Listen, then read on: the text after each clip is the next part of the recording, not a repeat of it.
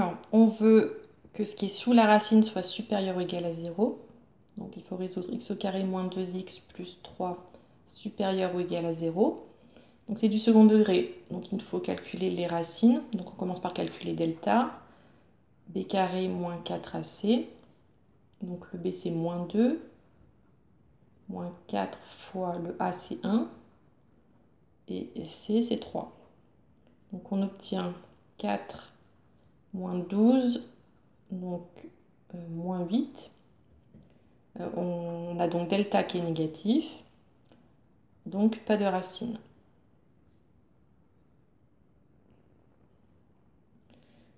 Du coup, on peut faire le tableau de signes. Donc, signe de moins x au carré moins 2x plus 3, de moins l'infini à plus l'infini.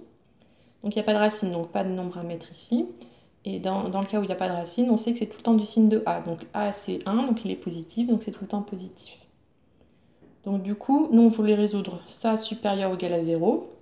Donc, c'est tout le temps vrai, puisque c'est tout le temps positif. Donc, l'ensemble de définition de la fonction f4, c'est l'ensemble des réels.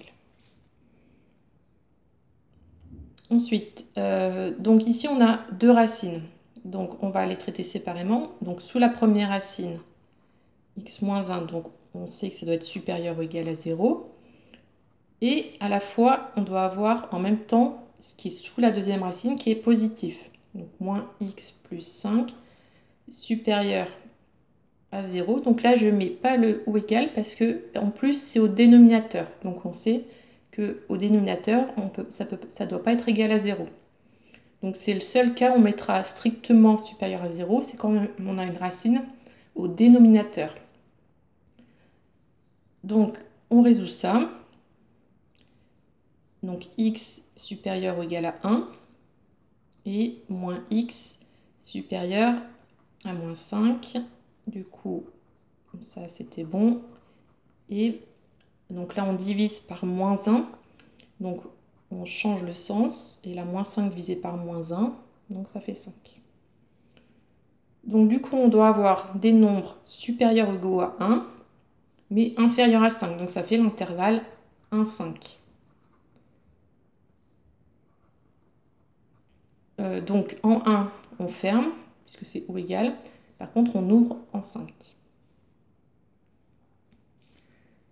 Ensuite, pour cette fonction-là, donc, sous la racine, on a tout ça. Donc, on va partir en disant que tout ce qui est sous la racine est supérieur ou égal à 0. Donc là, on a un produit et un 0 à droite. Donc, c'est dans la bonne forme pour faire un tableau de signes. On va faire une ligne pour cette fonction-là, une ligne pour cette fonction-là. On reconnaît des fonctions affines. Donc, on peut très facilement trouver le signe. Et une ligne pour l'ensemble. Donc, mais avant, il faut trouver les racines des fonctions affines. Donc, on résout 2x moins 3 égale à 0 et x plus 2 égale à 0. Comme ça, on saura les nombres à mettre dans la ligne des x. Donc, ça fait 2x égale à 3, x égale 3 demi, et ici, x égale moins 2. Donc, on a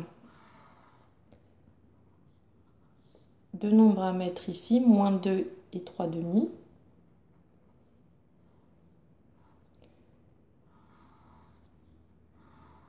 Donc au début, ça va être, on va mettre le signe de 2x moins 3, après le signe de x plus 2 et le signe de l'ensemble. Donc 2x moins 3, donc sa racine c'est 3 demi. Après on sait que c'est le signe de x à droite du 0 pour les fonctions affines.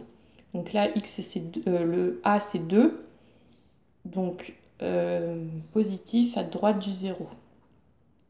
Ensuite, ici, moins 2, c'est la racine. Donc, on met 0 sous moins 2. Et le A est égal à 1. Donc, c'est positif à droite du 0. Ensuite, là, on a deux racines. Donc, 2 0. Plus, moins, plus. Donc, on voulait que ce soit supérieur ou égal à 0. Donc, c'est là, plus le 0. Et là, plus le 0 qui convient. Donc, l'ensemble de définition de f6, c'est l'intervalle. Donc, moins l'infini, moins 2. fermé, union, 3 demi, plus l'infini.